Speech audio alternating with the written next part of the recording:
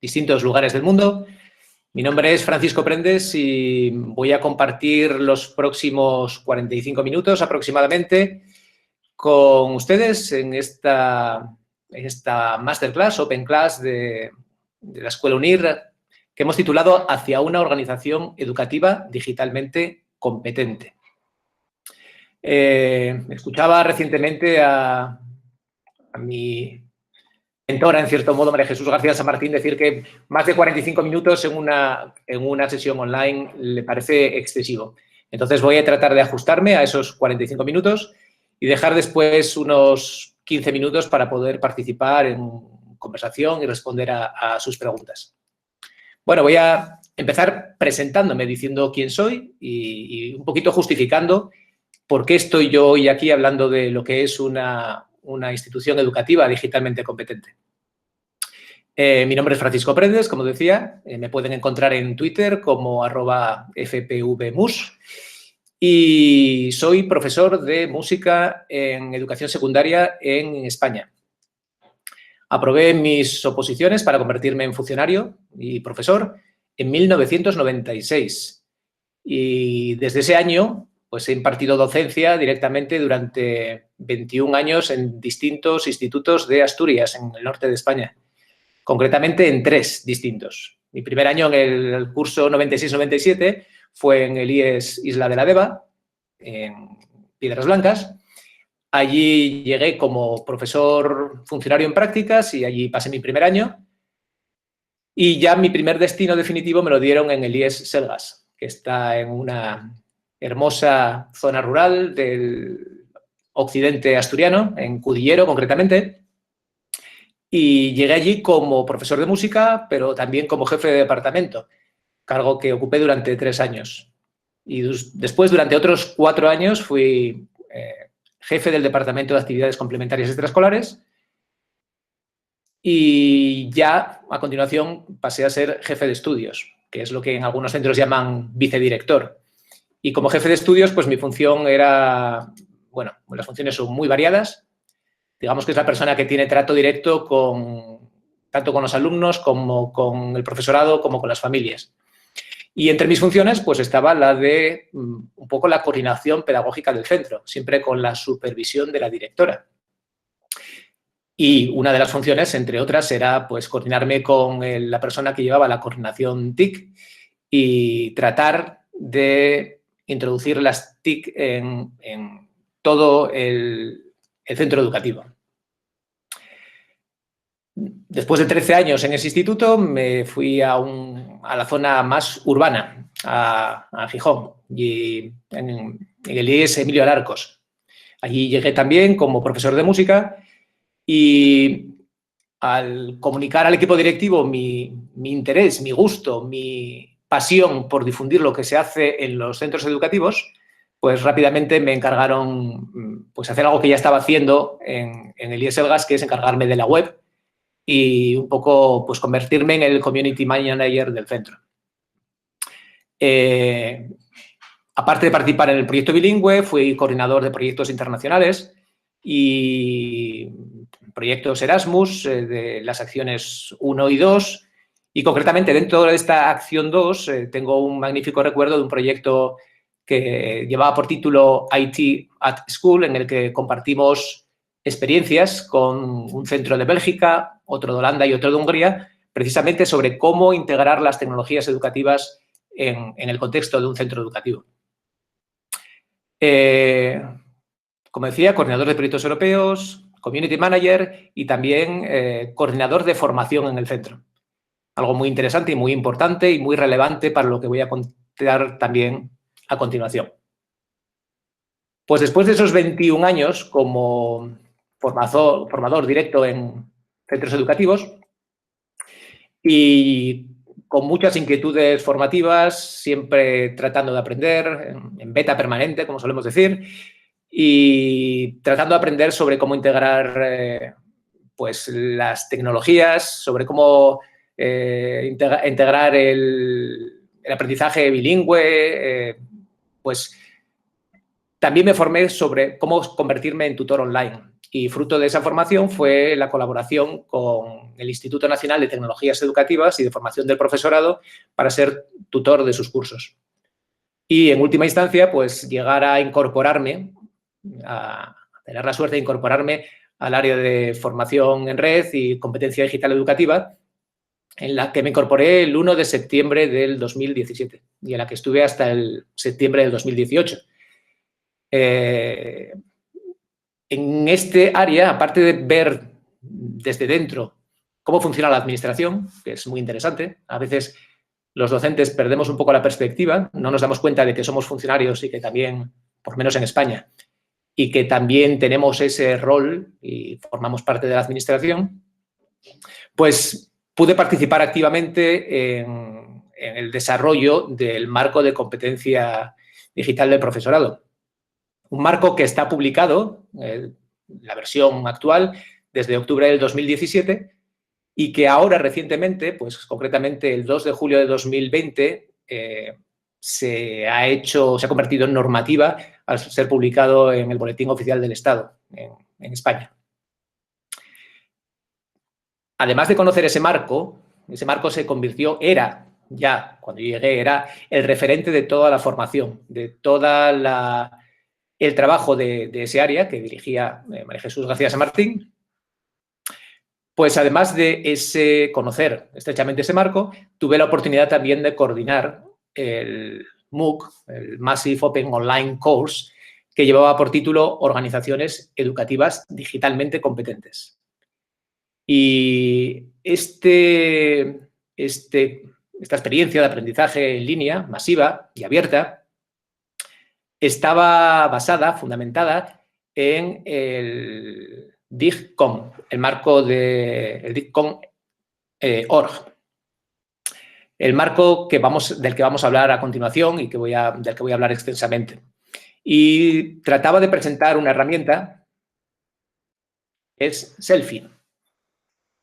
Y entiendo que todo el mundo sabe ahora mismo lo que es un selfie, una foto que se toma uno mismo, como la que yo muestro ahí en la pantalla, de mí mismo ante el panel de esta herramienta.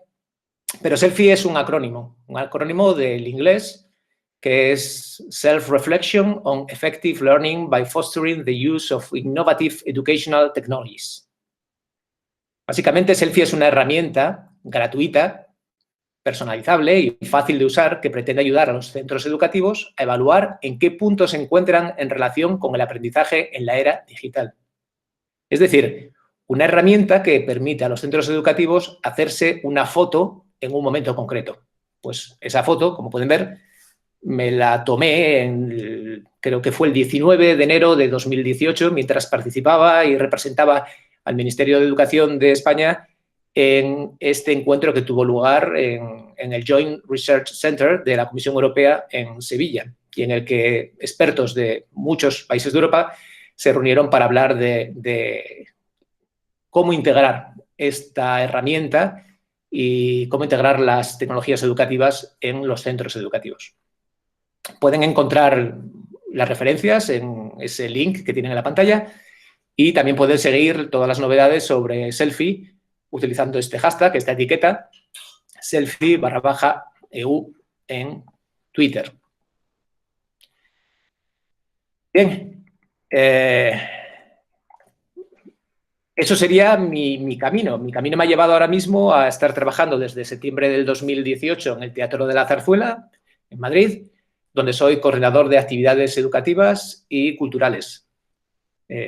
Ahora mismo no tengo un contacto directo con el aula. Ciertamente hay muchos días que lo echo de menos, otros no tanto, y más en la situación en la que estamos actualmente con la pandemia. Pero sigo teniendo relación, evidentemente, con el campo educativo. Soy la persona encargada de las relaciones con todos los centros educativos, desde infantil hasta adultos, pasando por conservatorios, escuelas de danza, universidades, másteres, etc. También participo en la elaboración de cuadernos didácticos, etcétera, etcétera. Y posiblemente hoy me han invitado a estar aquí en esta masterclass porque estoy participando como profesor y tutor en el curso de Educación Digital para mejorar tus competencias digitales de la Escuela de Profesores de UNIR. Se trata de un curso que empezó a mediados de octubre y que es una experiencia de aprendizaje 10x10 de la Escuela de Profesores. Este 10x10, por si no lo saben, significa que es una experiencia de aprendizaje que tiene una duración de 10 semanas y que cada día lectivo, de lunes a viernes, está pensado para dedicarle unos 10 minutos. Porque cada día hay un vídeo, se puede visionar un vídeo de una experta, que en este caso es la doctora Lia Sulmont, y que es la que ha diseñado, organizado todos los contenidos relacionados con el curso. Mi función es la de contestar todas las dudas, inquietudes que puedan surgir de las y los participantes, dinamizar los foros y coordinar un poco la preparación de la actividad práctica que van a tener que desarrollar para superar esta experiencia de aprendizaje. Para poder superarla hay que participar en los foros, hay que contestar las autoevaluaciones y hay que elaborar esta actividad final. Bien, pues después de esta introducción y de presentarme y decirles un poco quién soy, vamos al tema que nos incumbe. Preparando esta Open Class, tuve la oportunidad de escuchar al profesor Javier Tourón, que es vicerrector de Innovación y Desarrollo Educativo en UNIR, una charla que pueden encontrar en el canal de YouTube de la Escuela de Profesores de UNIR, que lleva por título «Asumes el reto de cambiar la educación». Y en esa charla citaba el prólogo que él mismo escribió al libro de Flipped Learning, una guía gamificada para novatos y no tan novatos. Y de ahí he tomado esta imagen, esta cita. Bueno, la imagen está tomada de este vídeo y es una cita que nos puede poner ya en situación de lo que vamos a hablar. Y nos dice: la escuela ya no puede seguir siendo lo que era, el aprendizaje tampoco. Y es lógico que así sea, pues la sociedad y el mundo del trabajo también son diferentes a los de hace tan solo unas pocas décadas. Y yo diría, incidiendo en todo el tema de la COVID, que la sociedad y el mundo del trabajo ya no son lo que eran desde hace unos meses. Las necesidades de la sociedad y el trabajo cambian, pero ¿lo hace la escuela y las demás instituciones educativas de manera que mantengan su funcionalidad? ¿Es su capacidad de adaptación, idealmente de anticipación, la esperable? A la vista está la respuesta, aunque cada uno tendrá su propia percepción.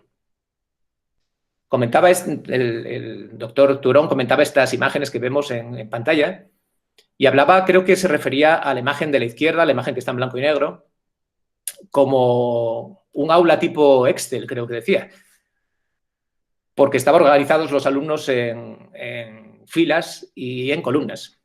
Y bueno, yo recuerdo mi juventud y me recuerdo mis años de escuela cuando estábamos así sentados, todos organizados en función de nuestra edad, independientemente de nuestros intereses, de nuestras capacidades, e incluso si estábamos sentados en función de nuestras capacidades, era con, digamos, los alumnos.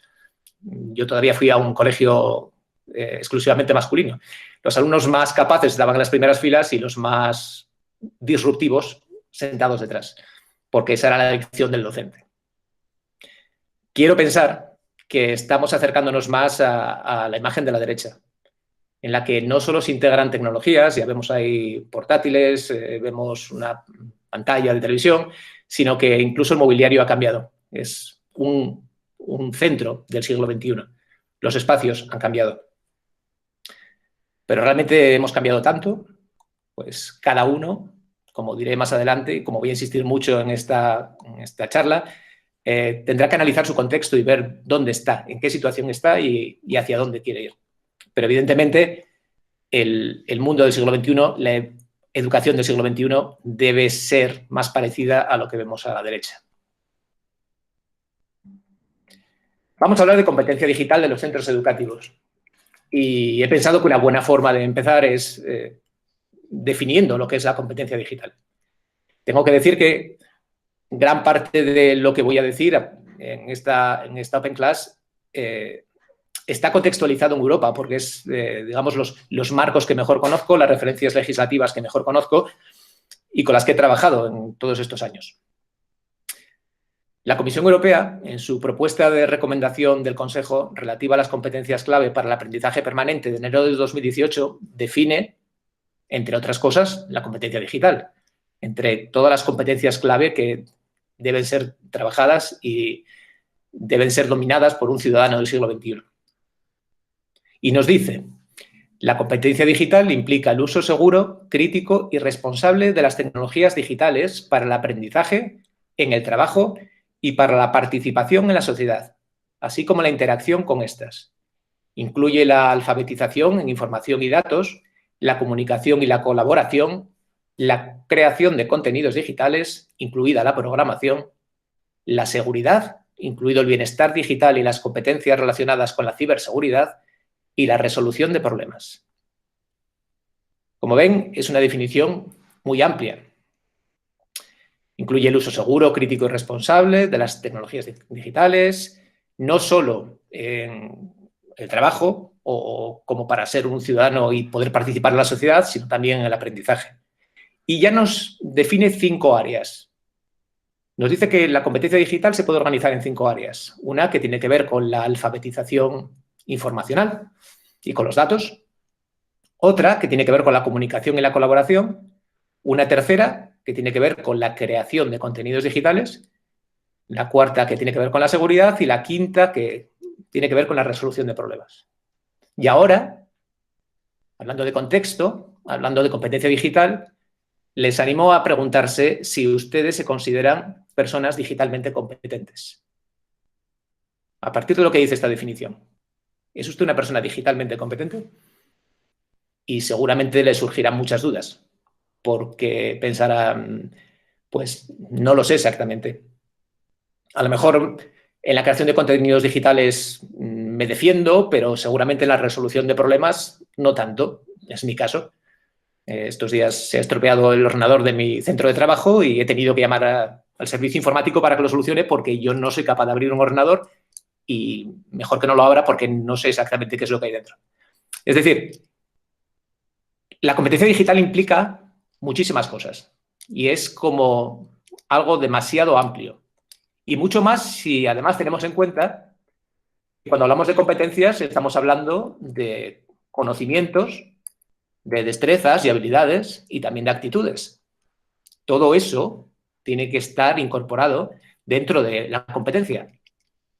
Así, por ejemplo, cuando hablamos de la competencia digital, hablamos de saber, de contenidos, de conceptos, hablamos de saber sobre derechos y riesgos del mundo digital, hablamos de saber sobre nuevos lenguajes específicos, sobre fuentes de información, distintas aplicaciones informáticas, sobre licencias de uso. Pero es que también, en cuanto a destrezas y habilidades, hablamos de saber hacer, de utilizar recursos tecnológicos para la comunicación, de usar y procesar información de manera crítica, buscar, obtener, curar información, crear y compartir contenidos, etcétera, etcétera. Y no menos importante, de saber ser en comunidad y en este caso de saber ser en la red, de respetar principios éticos, de conocer normas de etiqueta, de una actitud activa, de mostrar curiosidad, motivación por el aprendizaje a lo largo de la vida. Así que tenemos 5 áreas de las que hemos hablado anteriormente y además tenemos conocimientos, tenemos habilidades, destrezas y tenemos actitudes. Un poco para poder ubicarnos y para saber dónde estamos y hacia dónde vamos es para lo que se han creado los marcos de referencia. El primero del que voy a mencionar es el DIGCOM, que es el Marco Europeo de Referencia de la Competencia Digital del Ciudadano. Fue publicado en el 2013 y nos ayuda un poco a ubicarnos. Como pueden ver en la imagen, tiene 5 áreas competenciales que son exactamente las mismas que se mencionaban anteriormente. La información y los datos, comunicación y colaboración, la creación de contenidos digitales, seguridad y resolución de problemas. Pero ya estas 5 áreas nos las dividen en 21 competencias para ayudarnos en ese camino que comentaba. Y para cada una de esas competencias establecen 8 niveles de aptitud. Ahora mismo estamos ya en el DIGCOM 2.1. Ha habido el inicial, la versión 2.0, la 2.1, que fue publicada en el año 2017 y que pueden encontrar fácilmente en la web.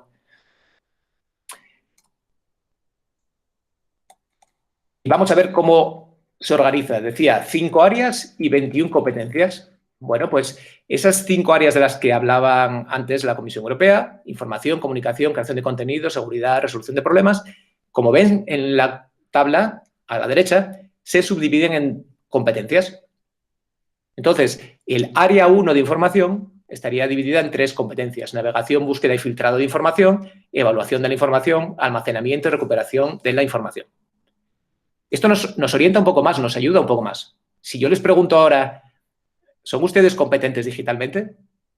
Pues a lo mejor pueden ir a estas 21 competencias, una por una, y decir, pues en cuanto a compartir información y contenidos, me siento competente. Pero como decía anteriormente, el 5.1 de resolución de problemas técnicos, no me siento competente. ¿Para qué me sirve esto? Pues para orientar mi propia formación, el camino, hacia dónde quiero ir, hacia dónde necesito ir para ser realmente un ciudadano digitalmente competente. Y lo que también es muy interesante, nos puede orientar el camino de nuestro alumnado, porque nuestros alumnos y alumnas también son y también van a ser ciudadanos. Y es muy importante que sean digitalmente competentes. Y es muy importante que no les dejemos abandonados en este proceso, porque a veces hablamos de nativos digitales, hay gente que habla más bien de náufragos digitales, porque si en casa no se les puede ayudar o no se les ayuda en relación con el desarrollo de su competencia digital y en los centros educativos miramos para otro lado porque nos parece que no es nuestra responsabilidad y seguimos prohibiéndoles el uso de dispositivos móviles o seguimos prohibiendo el uso de Internet en el centro educativo, pues ¿en qué momento algún adulto les va a orientar en este desarrollo de su competencia digital? Pues menciono aquí a Raúl Diego, que es un maestro al que, si no siguen, les recomiendo encarecidamente que sigan, porque crea, comparte en red y generosamente entrega todo lo que hace. Raúl Diego, a partir del DIGCOM que mencionaba, de las 5 áreas competenciales, desarrolló toda una asignatura que se llama Competencia Digital para su alumnado. Y no solo eso, sino que ha sido capaz de implicar a su centro educativo en un proceso de integrar la competencia digital dentro de todas las áreas, organizando incluso una secuenciación de cómo desarrollar la competencia digital del alumnado de su centro. Él establece 5 áreas. En lugar de la quinta, son exactamente las mismas que hemos mencionado hasta ahora, solo que la de resolución de problemas, él la sustituyó por la de pensamiento computacional. En su blog, concretamente en este artículo, Competencia Digital para Alumnos de Primaria, pueden encontrar su propuesta curricular para esta materia. Bien, pues del DIGCOM del año 2013 surgen propuestas como el marco de referencia de la competencia digital de las empresas o también el marco europeo de referencia de la competencia digital del profesorado.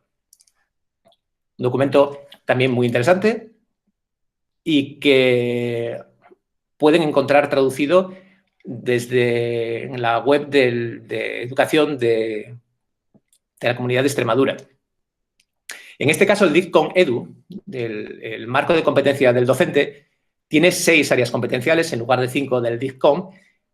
Establecen 22 competencias en lugar de las 21 que veíamos anteriormente y en lugar de los 8 niveles de aptitud establecen 6, desde el A1 hasta el C2, que al menos en España tenemos perfectamente identificados porque los relacionamos con el marco de referencia de las lenguas y sabemos perfectamente lo que significa que una persona se hace C1 en inglés o A2 en francés, por ejemplo.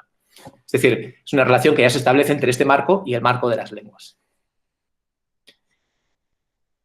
Y es que además también se ha desarrollado un marco para las organizaciones, que es el DIGCOM.org y que data del año 2015.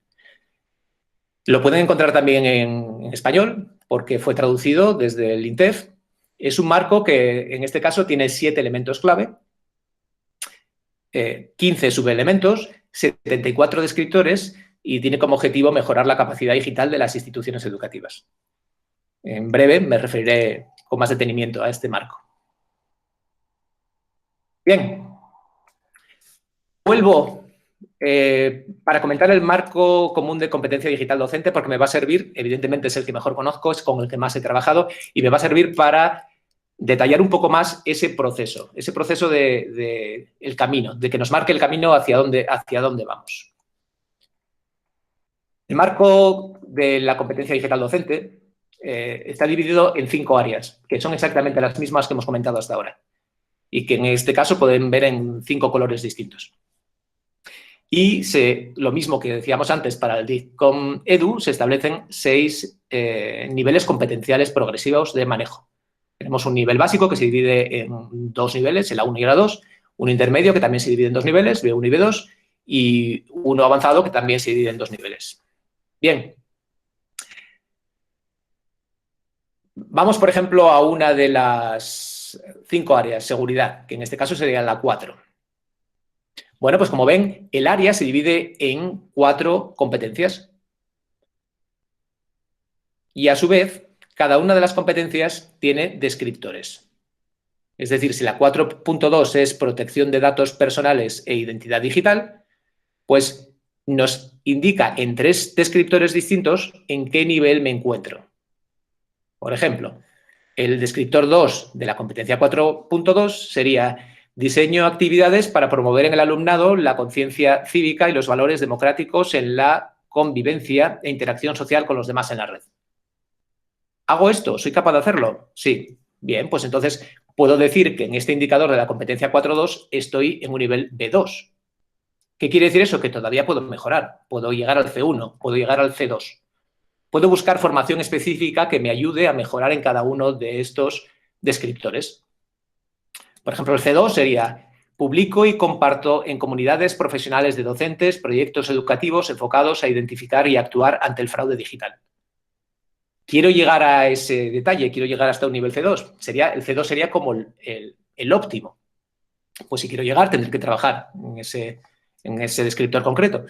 Si me parece que con un B2 estoy bien, yo, por ejemplo, tengo un nivel de inglés de C1 y creo que no me merece el esfuerzo de conseguir un C2 ahora mismo en mi situación. Prefiero trabajar el francés, por ejemplo. Bueno, pues me quedo con mi C1 de inglés y estoy ahora mismo trabajando mi A2 de francés. Entonces, cada uno puede elegir sus caminos.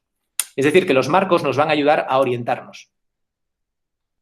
Tanto el marco del ciudadano como el del profesor, como el del centro.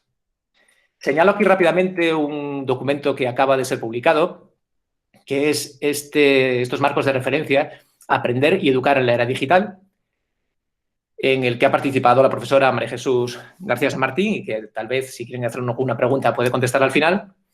En este caso, lo que han hecho es actualizar todos los documentos, revisar los marcos existentes, toda la literatura y actualizar incluso el lenguaje y la visión, con una visión de lo que es el aprendizaje mucho más próxima a lo que es ahora mismo el mundo en el que vivimos, con un aprendizaje en cualquier momento y en cualquier lugar. Y lo mismo el concepto de educación. Y tiene algo muy interesante este documento que pueden encontrar fácilmente en la red, y es que hace un estudio pormenorizado de los marcos existentes. Les comentaba anteriormente que hay marcos, por ejemplo, aquí en esta tabla, este es simplemente una captura de una de las páginas del documento, pues nos habla del marco NETS, del marco de la UNESCO, del marco de competencia digital de Ferrari, del marco de competencia digital Enlaces, que fue publicado en Chile.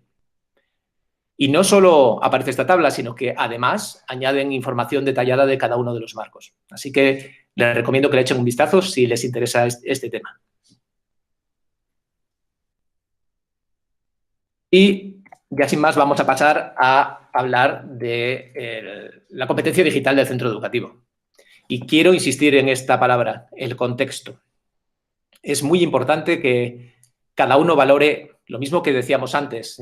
Tengo un B2 en el descriptor 3 de la competencia 4.2, pues Vamos a pensar ahora mismo en cuál es nuestro contexto, cómo es nuestro centro, en qué centro educativo estoy, o si van a ser futuros docentes, pues empezar a pensar en qué centro educativo les gustaría estar. Y vamos a utilizar el DIGCON.org del que hablaba anteriormente. Está dividido, como decía, en 7 elementos: prácticas de liderazgo y gobernanza, prácticas de enseñanza y aprendizaje, desarrollo profesional, prácticas de evaluación, contenido y currículo, colaboración y networking e infraestructura. Seguramente muchos están pensando directamente en la infraestructura, porque dirán, bueno, pero todo esto no se puede hacer si no tengo las herramientas, si no tengo la conectividad. Cierto, pero nos puede marcar el camino también. Vamos a ir hablando de cada uno de ellos. Las prácticas de liderazgo y gobernanza están relacionadas con cómo se dirige el centro, del equipo directivo, y qué decisiones estructurales se toman en relación con las competencias digitales. En el DIGCON.org van a encontrar la información así. Decía, hay 7 elementos y cada uno de los 7 elementos se divide en subelementos. Hay un total de 15 subelementos.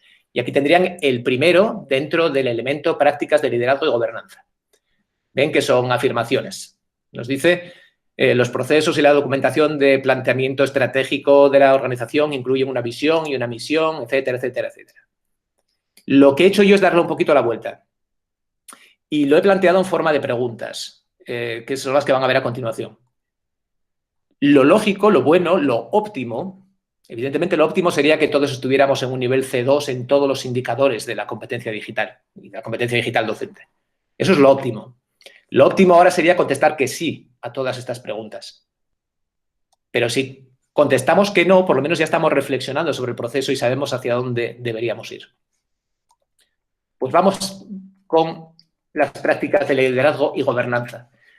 Y nos preguntan, ¿el centro educativo tiene una estrategia digital? Es decir, ¿las tecnologías educativas aparecen en los documentos institucionales? Aquí en España hablamos del proyecto educativo de centro, de la programación general anual, de las programaciones del departamento, de la memoria anual, de los informes de inspección. En todos esos documentos, ¿hay una referencia explícita a las tecnologías educativas? ¿Existe un plan de integración de las tecnologías digitales? ¿Se contemplan recursos personales? ¿Hay alguna persona que tenga disponibilidad horaria para poder dedicarse a esto? ¿O es puro voluntarismo? ¿Y la persona que se dedica a esto o las personas se van a dedicar a trabajar metodologías activas con el uso de herramientas digitales o se van a dedicar a lo que yo llamo cacharrear? Es decir, abrir ordenadores que no funcionan, cambiar monitores, arreglar proyectores, cambiar lámparas, y no tienen una dedicación horaria para ayudar al resto de los docentes a integrar las tecnologías educativas en su práctica habitual. Como ven, hay muchas preguntas, no voy a detenerme en todas ellas. Se revisan los resultados del uso de la tecnología digital, tanto en cuanto a su integración en procesos administrativos como educativos. ¿Existe un protocolo para hacerlo? ¿Existen momentos y estrategias de coordinación? Todo esto lo tiene que decidir el equipo directivo. Tiene que estar en su proyecto de dirección y tiene que estar en los documentos del centro. El segundo elemento serían las prácticas de enseñanza y aprendizaje. Evidentemente, hemos cambiado el concepto de lo que es aprender, hemos cambiado el concepto, o deberíamos cambiar el concepto de lo que es enseñar. Estamos en una sociedad, en el siglo XXI, en la que las prácticas y las políticas de enseñanza y aprendizaje deberían evolucionar. Y nos pregunta, por ejemplo, ¿existe una estrategia digital común en el centro? Es decir, ¿los docentes trabajan en equipo o son islas que hacen lo que pueden? Yo en muchos momentos me he sentido una isla en mi labor como docente. Me he sentido incomprendido el momento que yo intentaba convencer a mis compañeros de que era importante que usáramos una estrategia conjunta, que trabajáramos juntos para trabajar la competencia digital, y al final acababa haciendo en mi aula lo que buenamente podía. Lo lógico sería trabajar en equipo. Utilizamos las tecnologías de la información y la comunicación como herramientas facilitadoras, es decir, el objetivo no es enseñar la herramienta, es integrar la herramienta en las actividades que vamos a hacer. para que nuestros alumnos aprendan. ¿Existen oportunidades para hablar?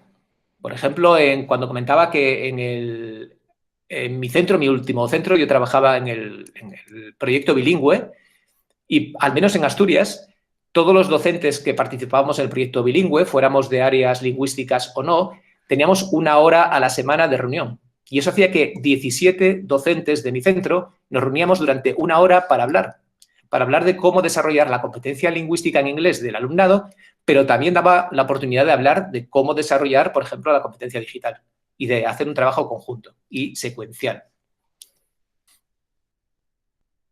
¿Se utilizan las tecnologías digitales para favorecer la personalización del proceso de enseñanza y aprendizaje? Evidentemente, uno de los grandes beneficios de la tecnología es que nos permiten personalizar, individualizar, ir directamente al alumno y a sus problemas, a las necesidades de mejora. Tenemos en cuenta criterios de accesibilidad para poder acceder a la documentación, a los vídeos, a los audios. Tenemos en cuenta la diversidad de intereses, de motivaciones de los alumnos, los diversos estilos de aprendizaje.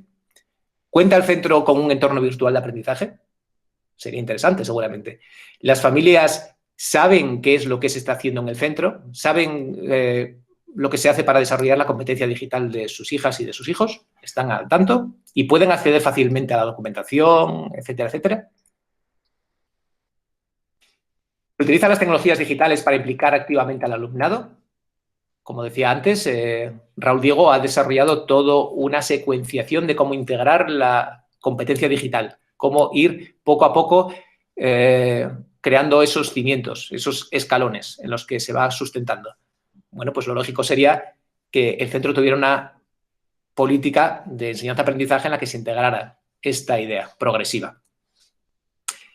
Se plantea el uso de herramientas digitales dentro de actividades reales y contextualizadas, tareas de colaboración que fomenten la creatividad y el espíritu crítico del alumnado. Como digo, lo óptimo sería contestar sí. Si contestamos a veces, pues estamos en el camino. Si contestamos no, es el momento de empezar a estar en el camino. El elemento número 3 tiene que ver con el desarrollo profesional. Y es un hecho que para que una institución sea digitalmente competente, es muy importante que las personas que la integran sean digitalmente competentes. Entonces, el centro educativo promueve el desarrollo profesional del profesorado. Como decía, en mi último centro yo era coordinador de formación del profesorado. Era un poco el que encauzaba todas las demandas del profesorado y, del mismo modo, los intereses del equipo directivo. Si el equipo directivo detecta que es interesante que el profesorado se forme en una línea concreta, pues puede, en esas políticas de gobernanza, orientar la formación hacia esa línea concreta. Existe un plan conjunto de formación, se llevan a cabo acciones formativas. Una cosa interesante, existe una comisión o personas de referencia que puedan ayudarnos a implantar las tecnologías educativas en nuestra práctica cotidiana. El elemento 4 tiene que ver con las prácticas de evaluación. Cómo evaluamos al alumnado, cómo certificamos sus aprendizajes, cómo evaluamos los procesos dentro del centro. Aparecen las tecnologías educativas en las programaciones y se incluyen en las programaciones cómo evaluar la competencia digital, porque, como se suele decir, lo que no se evalúa no existe. ¿Se valoran los procesos o simplemente los productos finales? ¿Utilizamos herramientas variadas o nos basamos en el examen memorístico? Existen rúbricas, existen dianas de aprendizaje, existen diarios de aprendizaje en los que se van reflejando los procesos. Es decir, posibilidades hay muchas. ¿Las utilizamos? ¿La evaluación de los procesos facilita información relevante? Hay mucha información en todo lo que supone el trabajo administrativo del centro. Los boletines de notas, en los partes de faltas, de asistencias, en los partes de incidencias. Toda esa información son datos. Y ya saben que los datos ahora mismo es el nuevo petróleo del siglo XXI. ¿Estamos sacando ese petróleo? ¿Estamos sabiendo utilizarlo o simplemente son datos que están en algún sitio y que no utilizamos? ¿Nos permiten mejorar los procesos y los rendimientos del alumnado? En cuanto al contenido del currículo, Primera pregunta, ¿se trabaja desde todas las áreas y materias? ¿Se hace referencia a las competencias digitales en las programaciones? ¿Se incluyen recursos digitales, tareas creativas, herramientas de evaluación que tengan en cuenta la autoevaluación, la evaluación entre pares, criterios de evaluación de la propia competencia digital? ¿Se está yendo hacia un cambio en el que tenga más relevancia el trabajo en tareas y proyectos? ¿Se está trabajando de forma transversal entre distintas áreas? Aquí, pues, compartir un proyecto muy bonito que tuve la ocasión de compartir con el profesor de historia, de inglés en segundo, yo era profesor de música. ¿Cómo se puede trabajar juntos? Si encontramos los momentos para hablar, para coordinarnos, para los currículos son suficientemente amplios y generosos como para permitir esas alianzas. Un poco de prisa porque, como digo, voy a intentar ajustarme a los 45 minutos. Colaboración y networking. Por ejemplo, un ejemplo de networking sería, y colaboración, es el que yo pude tener con Raúl Diego, al que conocí a través de las redes sociales. Es decir, es muy importante que tengamos presencia como docentes en las redes sociales. Utilizamos infraestructuras tecnológicas para comunicarnos entre nosotros, los docentes, para comunicarnos con las familias. Las tecnologías se usan de forma planificada, estructurada, sistemática. ¿El centro tiene una estrategia de comunicación explícita? La última pregunta puede ser muy interesante, algo a reflexionar. ¿Existe un plan de mentorización en cuanto al uso adecuado de las tecnologías digitales para docentes y alumnos y familias de nueva incorporación? A veces no los tenemos en cuenta, en consideración. Sería interesante tenerlo. ¿El centro se plantea cómo trabajar la competencia digital de las familias como parte de la comunidad educativa? ¿Se pone a disposición de las familias instalaciones y recursos con acceso a Internet, por ejemplo? El centro y los docentes del centro colaboran con otras instituciones, por ejemplo, a través de proyectos europeos, como puede ser eTwinning o otras redes de docentes. Y por último, infraestructuras, que seguramente es, como decía anteriormente, lo que muchos están pensando. Todo esto que nos está usted contando nos parece muy bien, pero es que en mi instituto no tenemos recursos, no tenemos dispositivos, no tenemos conectividad. Pues cierto, y como comentaba recientemente la profesora María Jesús García San Martín, es el momento, hay cosas que el mismo centro no puede solucionar. Nosotros hay demandas que podemos hacer, pero que no podemos solucionar. Aunque sí hay estrategias que podemos aplicar, como por ejemplo la del Bring Your Own Device, que hay centros que están utilizando, en la que autorizan a los alumnos que vengan con el dispositivo que consideren, que puede ser un portátil, una tablet o un smartphone. Y si disponen de ese dispositivo, a lo mejor se pueden plantear actividades en los que los puedan utilizar. ¿Tiene el centro establecido una política de uso aceptable de las tecnologías? ¿Se hace un seguimiento de cómo se están utilizando las tecnologías desde el punto de vista educativo? ¿Hay otros recursos que puedan estar a disposición del profesorado y del alumnado, como cámaras digitales, grabadoras, impresoras 3D, robótica, etcétera? ¿Existe un plan de adquisición, mantenimiento y sostenibilidad? Por ejemplo, un detalle como ¿qué hacemos con los ordenadores que ya no funcionan? ¿Cómo nos deshacemos de ellos? El centro tiene un plan para atajar la brecha digital, esta brecha que se está poniendo tanto en evidencia en estos últimos meses, que se da entre países, pero también entre comunidades, entre centros docentes y, evidentemente, entre familias. Pues, por ejemplo, con préstamo de dispositivos o incluso ayudas económicas en algunos casos. ¿Existen criterios sobre usos aceptables de Internet? Algo muy interesante en los centros educativos. Y no menos interesante, la información digital, toda esa información de la que hablaba anteriormente, todos esos datos, ¿están debidamente protegidos? Bien, y después de toda esta avalancha de preguntas y de información, la pregunta puede ser, la pregunta que se está haciendo el profesor, la profesora es, vale, muy bien, todo esto, pero ahora, ¿qué podemos hacer? Y mi idea fundamental es que tenemos que trabajar juntos. Tenemos que conseguir encontrar compañeras y compañeros que nos apoyen en este viaje. Una persona sola difícilmente va a cambiar su centro educativo.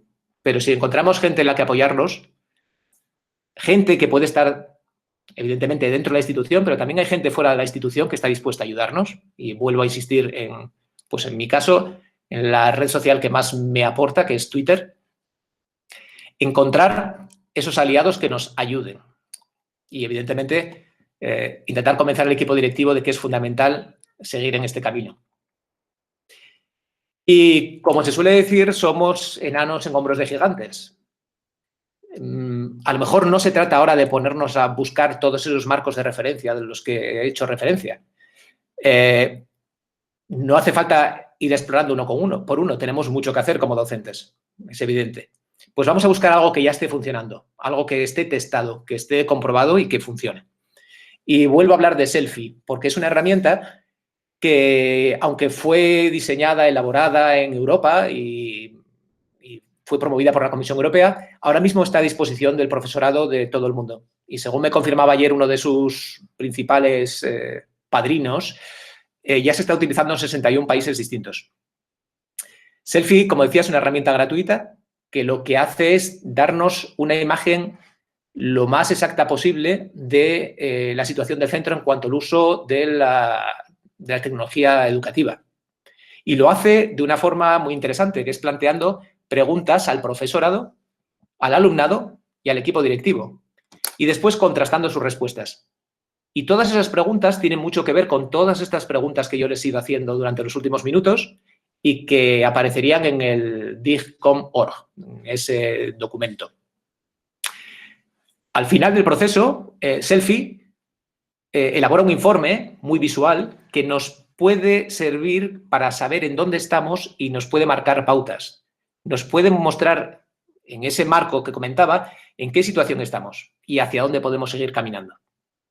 Lo óptimo sería que el centro educativo contara con el profesorado, con el equipo directivo y con el alumnado para decidir hacia dónde vamos.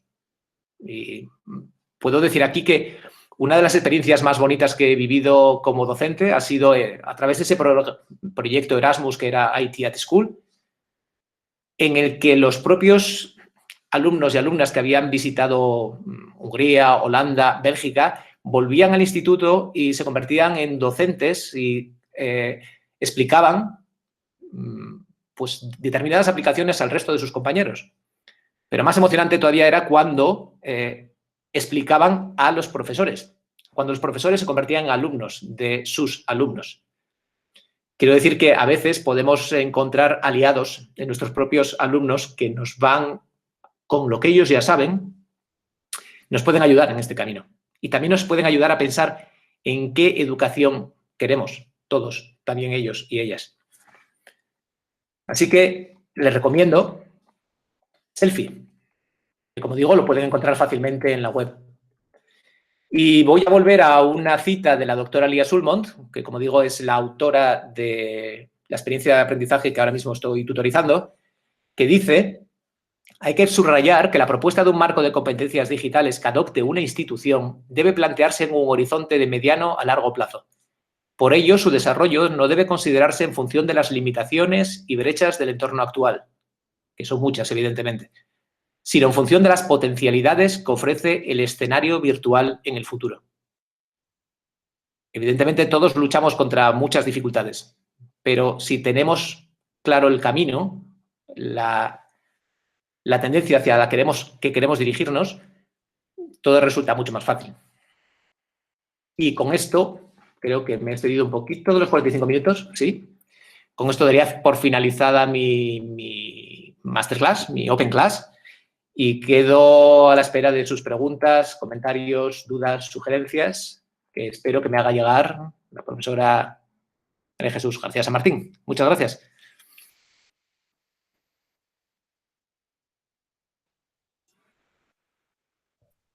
Sí, muchas gracias, Fran. Todas las preguntas se las pueden dejar en el espacio que tienen a su derecha, en preguntas, o si activan sus micrófonos, también se las pueden hacer de viva voz. Si el profesor Fran ya ha dejado de compartir pantalla, así que ya les está viendo también, si le quieren hacer alguna pregunta de viva voz, pues activen sus micrófonos y háganla. Y si prefieren dejársela por escrito, tienen en la parte derecha un menú dentro del cual existe la opción de pregunta. No es el chat que normalmente se encuentran al uso, sino una funcionalidad específica de Google Meet para precisamente hacer preguntas al ponente. Yo les he ido dejando en ese espacio los enlaces a medida que el profesor se los estaba explicando. No sé si quieren hacer alguna pregunta o si todo ha quedado tan claro que...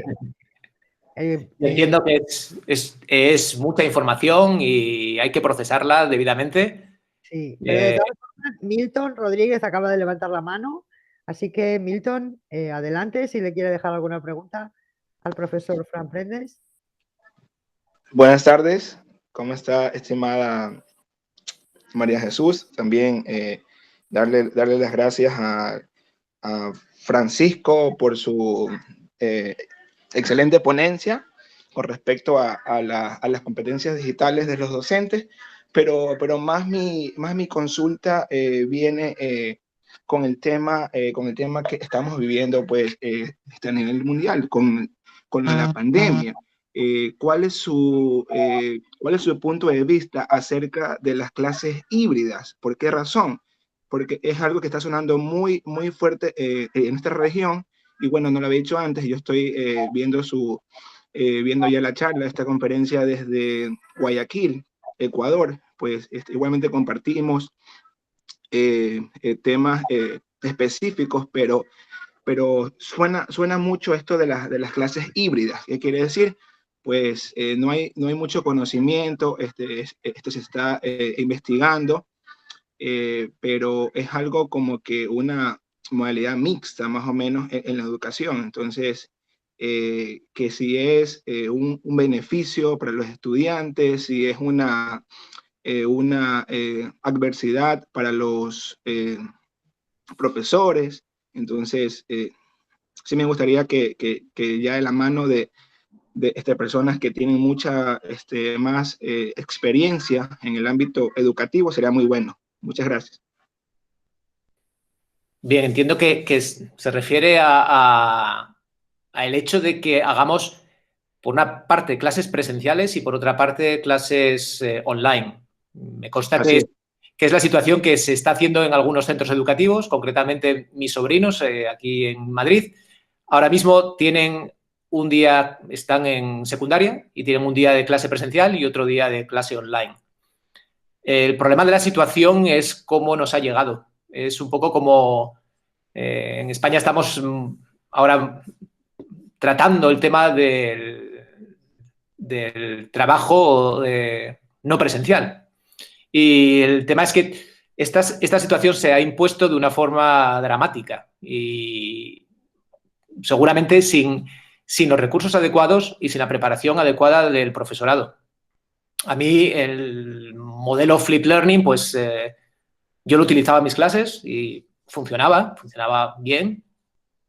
Y creo que es un modelo que puede funcionar perfectamente. Y el tema es que tenemos que estar preparados para crear los materiales, los recursos y esas aulas específicas, y muchos docentes no lo están. Entonces, es difícil y yo creo que es un camino hacia el que tenemos que ir, que es un camino de darle al alumno, a la alumna, más responsabilidad de su propio aprendizaje.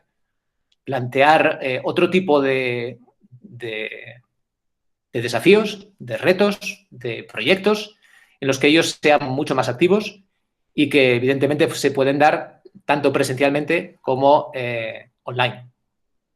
No sé si he respondido a la pregunta. Sí, tenemos otras dos preguntas más. Grezan nos preguntaba por la funcionalidad de preguntas de Meet, si el proyecto Selfie aún se encuentra disponible.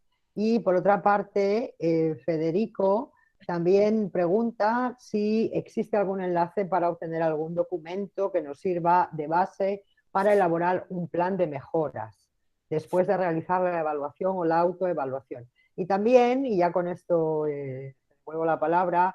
Tenemos otra persona, Moni Cifuentes, que tenía levantada la mano. Ahora ya la tiene bajada. No sé si aún desea hacer la pregunta, pero le cedemos la palabra en cuanto el profesor termine de contestarle a Federico y a Greza si todavía quiere realizarle la pregunta. Perfecto, pues muchas gracias, María Jesús, y muchas gracias por las preguntas. Selfie es una herramienta que surge de un proyecto. Es decir, que el Joint Research Center se encarga de coordinar a personas, expertos de distintos países para elaborar esta herramienta. Esta herramienta está disponible, es libre, gratuita y está disponible. Y es, en mi opinión, la mejor herramienta para la pregunta que nos hace Federico sobre si existe un plan de mejoras. Porque la misma herramienta nos va planteando una serie de preguntas y nos da las respuestas ya de una forma muy visual, entroncando con este documento que es el DIGCON.org y en el que ya nos plantea pues una forma de una especie de diana de aprendizaje en qué situación está el centro educativo con respecto a cada uno de los 7 elementos que he intentado desgranar rápidamente durante mi intervención. Entonces, si sabemos dónde estamos en relación con las infraestructuras, pues a partir de ahí podemos sentarnos a pensar qué es lo que queremos, qué infraestructuras queremos, pero no porque sea algo que inicialmente sea positivo tener el centro lleno de pizarras digitales, por ejemplo, o de cañones proyectores, o que cada alumno tenga su portátil, que fue una idea, por ejemplo, en España se dio un portátil a cada alumno, pero si los docentes no tienen la formación para poder utilizarlos debidamente, eso no tiene sentido. Entonces, todas las áreas tienen que estar entroncadas y ese plan, pues, a partir de las conclusiones de Selfie y a partir de este documento que es el DIGCON.org, podemos sentarnos e ir viendo qué es lo que queremos mejorar. Esa sería mi propuesta, mi idea. Fenomenal, muchísimas gracias. No sé si hay alguna otra pregunta. Nos dice la compañera Moni Cifuentes que ya le ha quedado respondida, que no tiene más preguntas. Así que, bueno, yo por mi parte simplemente agradecer todas las menciones a mi persona durante la masterclass. Siempre es un gusto escucharte, Fran, y agradecer a todos la asistencia. Mañana estará seguramente ya publicada la grabación en el correspondiente canal de YouTube, así que por nuestra parte nada más, lo dejamos aquí. Muchísimas gracias. Seguramente con usted se encontrarán, señor Fran Prendes, en la Escuela de Profesores y yo seguramente en algún momento me encontraré de nuevo con todos cuando la Escuela de Profesores me vuelva a invitar. Así que muchas gracias a todos por estar aquí. Y nos vemos muy pronto. Un saludo a todos. Gracias. Adiós. Muchísimas gracias, María Jesús, y muchísimas gracias a la escuela por la invitación. Muchas gracias.